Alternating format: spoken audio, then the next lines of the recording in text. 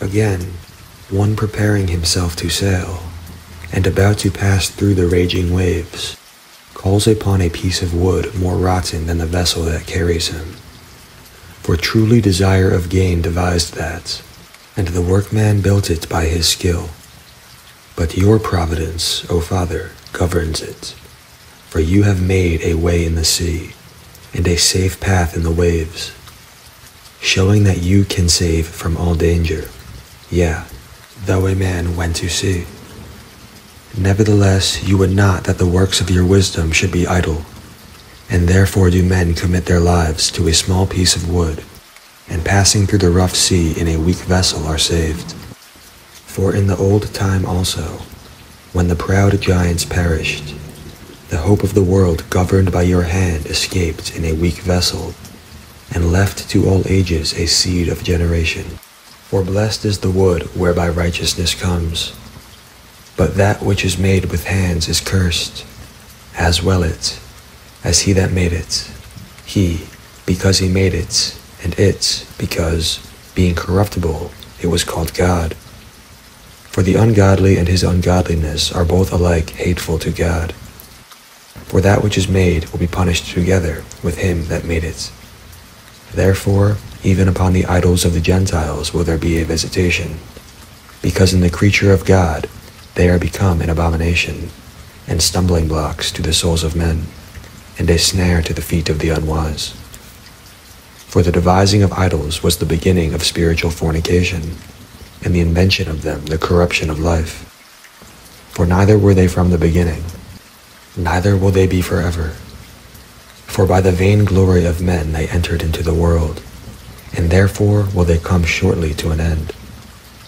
For a father afflicted with untimely mourning, when he has made an image of his child soon taken away, now honored him as a God, that was then a dead man, and delivered to those that were under him ceremonies and sacrifices.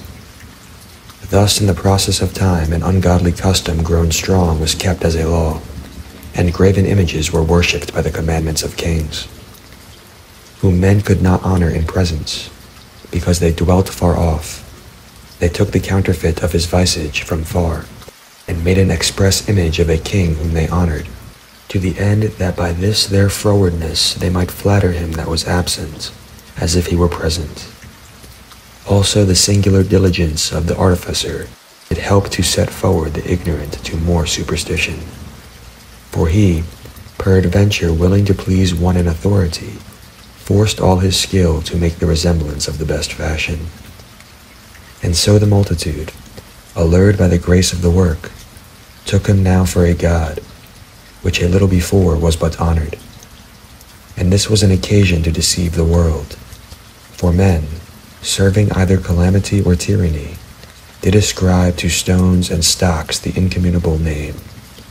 Moreover, this was not enough for them, that they erred in the knowledge of God, but whereas they lived in the great war of ignorance, those so great plagues they called peace. For while they slew their children in sacrifices, or used secret ceremonies, or made revellings of strange rites, they kept neither lives nor marriages any longer undefiled, but either one slew another traitorously, or grieved him by adultery.